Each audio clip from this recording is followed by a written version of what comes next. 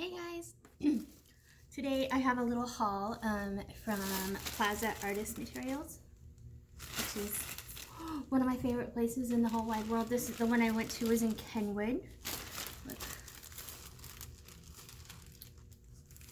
I don't know if the address is on here. Anyway, it's Kenwood, Cincinnati area. And it's called Plaza Artist Materials, and I love that place because they have more like stuff for more serious artists, less crafty, if that makes sense. And I got a few things and I wanted to show them off. I had kind of a rough weekend, a rough day yesterday, and my husband wanted to do something sweet for me. So he took me to Kenwood. He got me a new pair of shoes, which I needed because I just tossed an old pair of shoes. So I found like cute little everyday shoes. And I'm not going to show those off. And I also found a new store. I didn't know. It might not be new. I haven't been to Kenwood in a while, but it's called Riley Rose. And that place is super cute. Like, it's super cute. Like, if you ever get, you have to go. Like, if you like, I mean, they have makeup, they have skincare, they have all kinds of crazy fun Asian stuff. Like, it's very like eclectic, but very, very cool. I mean, they carry Lime Crime, which like I've never seen anywhere, Gypsy Shrine, like all kinds of cool stuff. So that was nice. And then he took me to Plaza as well, and I got a few things. One of them is Yupo paper, which is, I work on and with this a lot. This is a plastic paper, so it's non-porous. So cool to work on this with watercolor and with alcohol ink and stuff like that. And I have some projects I need to finish that use Yupo, and that's one of the few places I can go and pick it up in person that I don't have to order it online. So I grabbed that for sure. If you want to know prices of stuff, let me know and I can tell you. But I'm not pulling out the receipt right now. Just we dropped a chunk. The other thing I got a paint palette with a rubber seal in it so that it doesn't leak. It's not supposed to leak. This is supposed to be a good one. I have another one that was supposed to be a non-leaking palette that totally leaked, and that was really depressing. But we're going into more tube watercolors now as opposed to pan watercolors. So I want to be able to have a place for those and to keep them moist if possible, and you know, that kind of thing. So like the rubber seal on this will help with that. This sticker did not come on here. I just put it on there because I had a MAC brushes sticker that I didn't even get on there very well. It'll be covered in stickers eventually, I'm sure. But this was a sticker that I got when I went to the pinstriping class that I took in Milwaukee. That was one of the, I don't know, swaggy things that we got. So I wanted to put that on something fun, and this is appropriate. Anyway, so that opens up like this, and it's got, I think this has 36 pins, 33 wells in it here.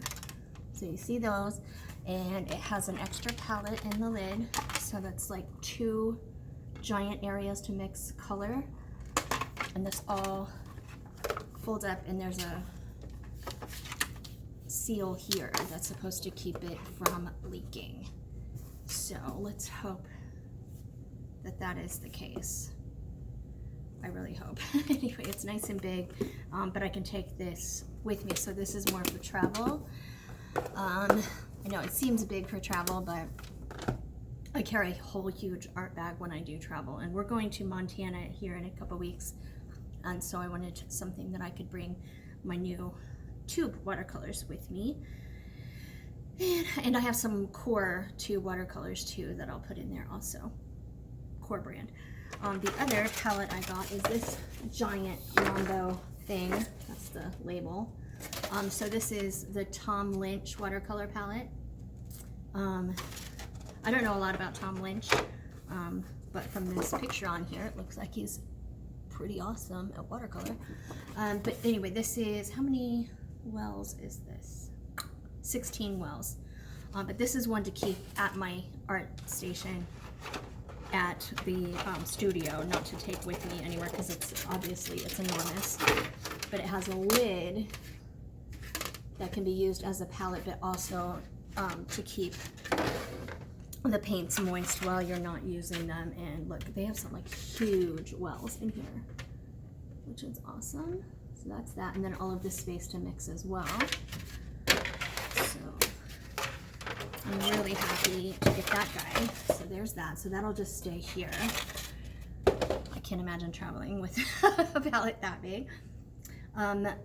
I also got some Daniel Smith watercolors. I got a watercolor Primatech set just to get started with Daniel Smith. I've used their dot cards forever, and I know I like Daniel Smith, so that's what the kit looks like.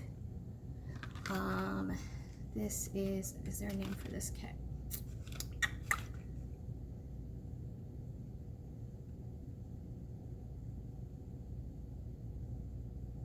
Sourced by our own geologist. Wow.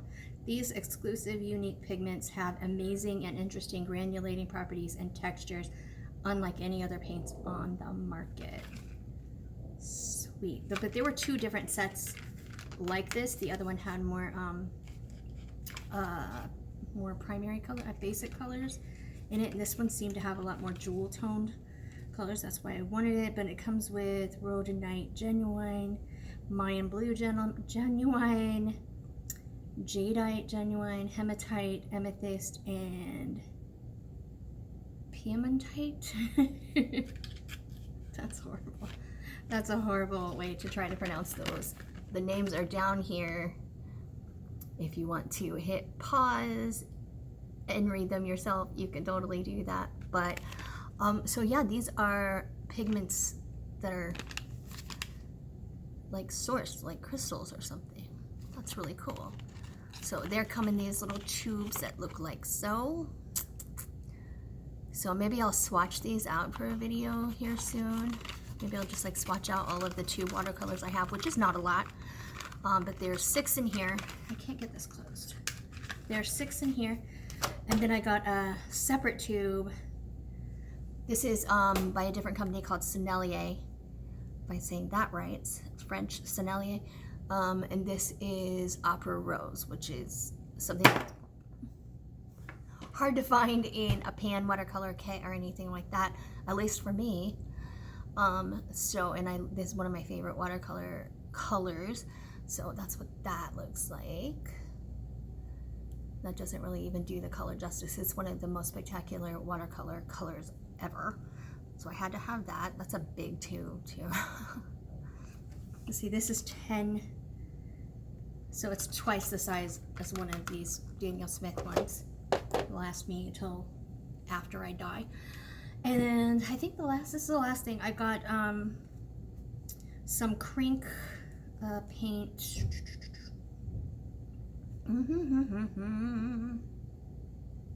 This is like a graffiti writer, I guess you would call it, a graffiti writer.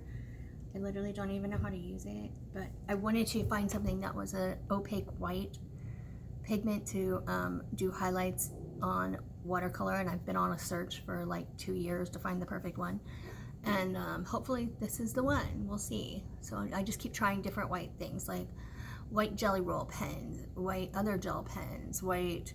I've used textile paint, and I've used anything that I can think that is like opaque enough to be a good highlight on watercolor, and once it dries it doesn't really seem to be what I want.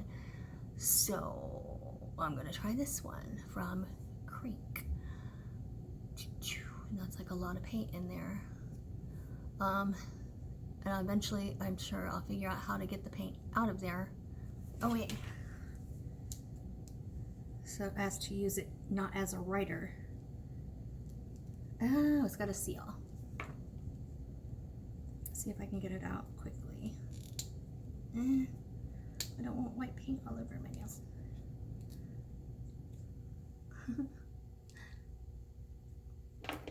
Try a pair of tweezers.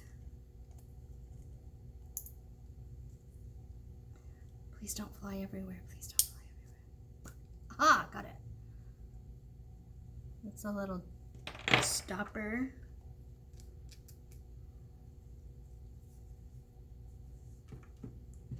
Oh, okay. Like I'm just using like the corner of this paper. Oh, it's like a paint ballpoint squeezy writer. That's cool. Okay, great. That's cool.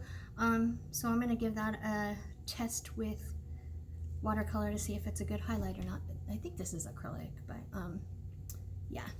And that's it. That's everything I got at Plaza. So I'm gonna get my watercolors poured out where I want them and maybe do a little practice today. And I'm spoiled rotten.